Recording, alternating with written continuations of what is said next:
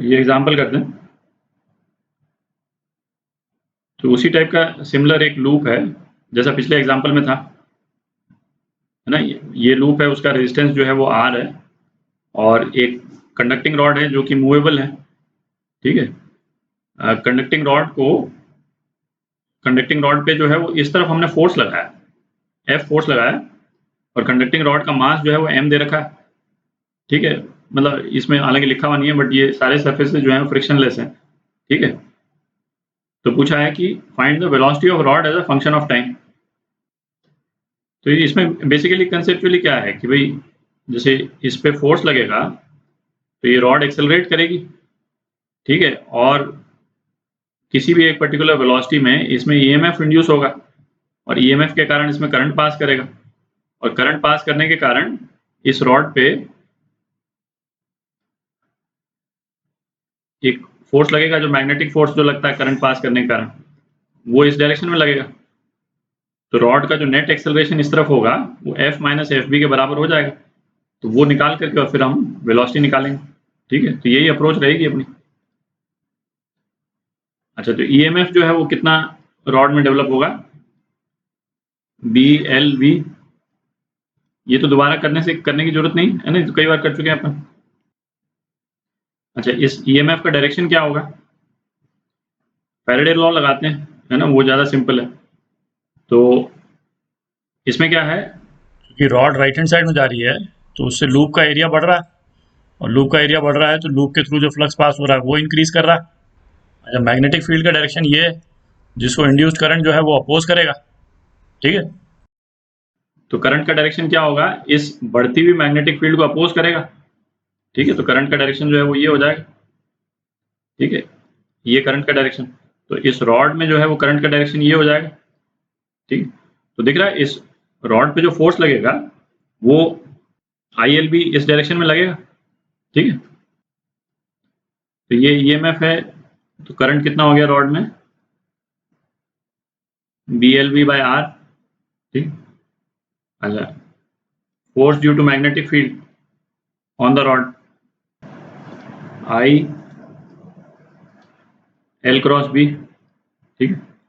L जो है वो करंट के डायरेक्शन में। अच्छा, एल और मैग्नेटिक फील्ड के बीच में एंगल कितना है, 90 डिग्री। तो आई एल बी साइन 90, ठीक।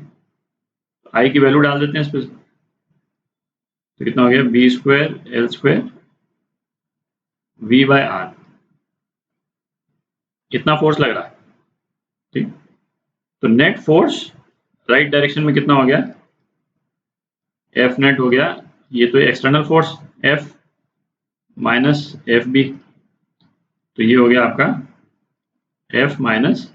अच्छा, इसको ऐसे करते हैं, ये B square L square by R, ये तो कॉन्स्टेंट्स हैं, तो इसको के भी लिख देता हूँ, है ना। और के कितना हो गया, के जो है वो B square L square by R, ठीक है, ताकि बार बार नहीं लिखना पड़ेगा ये एक्सप्रेशन। तो एफ बी को लिख देते हैं के बी, ठीक है। और एफ नेट ये जो है वो एक्सेलरेट कराएगा बॉडी का मास जो है एम है, M into D V by D T, ठीक है। वेरिएबल सेपरेट करके रीअरेंज कर देंगे तो ये एक्सप्रेशन आ जाएगा।